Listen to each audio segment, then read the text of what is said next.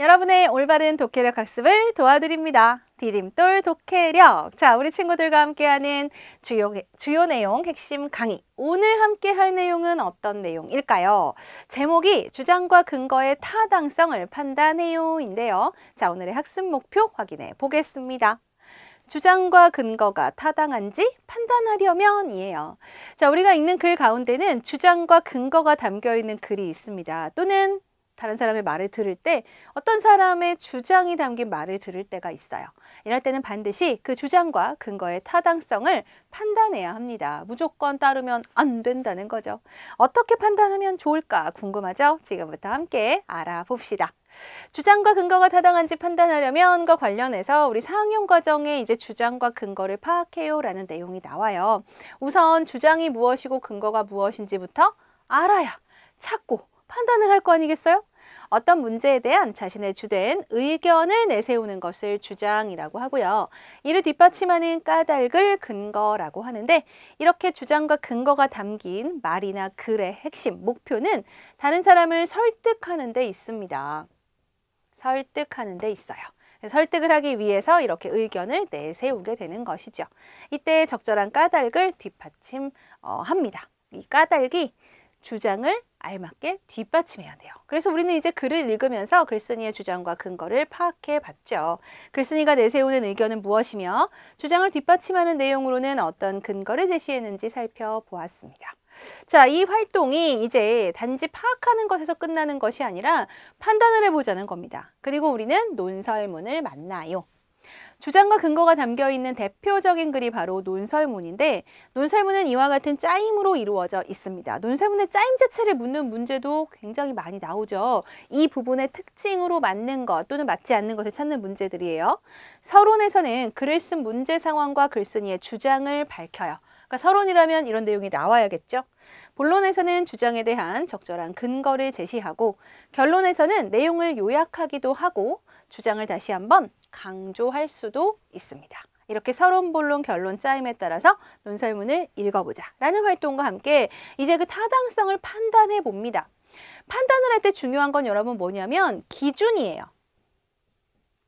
그냥 내 마음에 드는 글이라서 또는 나와 같은 주장이라서 타당하다, 이런 식으로 판단하는 것은 올바른 판단이라고 볼 수가 없죠. 어떤 기준에 따라 판단하는가? 우선 주장은 주제와 관련이 있는 것이어야 합니다. 또한 근거는 주장과 관련이 있으면서 주장을 잘 뒷받침해야 된다는 거죠. 여기 설득력 있게 라는 말 보이죠? 자, 앞서 얘기했습니다. 주장이 담겨 있는 글 또는 말의 목적은 그래요. 읽는 이를 또는 듣는 이를 설득하는 데 있어요. 사실 어떻게 보면 우리가 주장을 할 때 꼭 근거를 밝혀야 하는 까닭도 읽는 사람을 또는 듣는 사람을 잘 설득하기 위해서입니다. 그래서 우리는 그 근거를 따져봐야 되는 거예요. 과연 그 근거가 주장을 정말 잘 뒷받침하고 있는지. 그리고 근거를 뒷받침하기 위해서 여러 가지 자료를 제시하는 경우가 있는데, 이때 사용된 자료도 적절한지 등을 살펴봐야죠. 이 기준 여러분 너무 중요합니다. 앞으로 어떤 글을 만나든지 간에 이제 우리가 글을 읽으면서 주장과 근거가 담겨 있는 글이다 라고 하면 이 기준에 따라 판단을 하면 된다는 거죠. 자, 그렇다면 수능까지 연결되는 오늘의 독해 원리 찾았죠? 정리해 보겠습니다. 주장과 근거를 파악하면 글쓴이가 하고 싶은 말이 무엇인지 알 수 있어요. 주장이 담긴 글에서는 주장이 바로 글쓴이가 하고 싶은 말이거든요. 글쓴이의 의견이 드러나는 글은 주장과 주장을 뒷받침하는 근거로 이루어져 있고요. 우리는 그 타당성을 판단해야 하는데, 주장은 주제와 관련이 있는지, 또한 주장은 또 근거와 관련이 있는지, 이런 것들을 통해서 그 타당성을 판단할 수 있습니다. 자, 그렇다면 이런 내용이 실제 독해 문제로는 어떻게 나올까요? 수능까지 한번 연결을 시켜볼까요? 자, 무엇의 입장을 뒷받침하는 진술을 찾아봐라 하는 내용입니다. 자, 수능에는 이렇게 글쓴이 혹은 글에 드러난 어느 한쪽의 입장을 뒷받침하는 근거의 적절성을 묻는 문제가 나와요. 그러니까 이런 문제가 바로 그 입장이라고 하는 것이 다시 말하면 주장이 되고, 그 주장을 뒷받침하는 진술, 다시 말해서 주장에 대한 근거로 보기 어려운 것을 찾아보라는 거죠.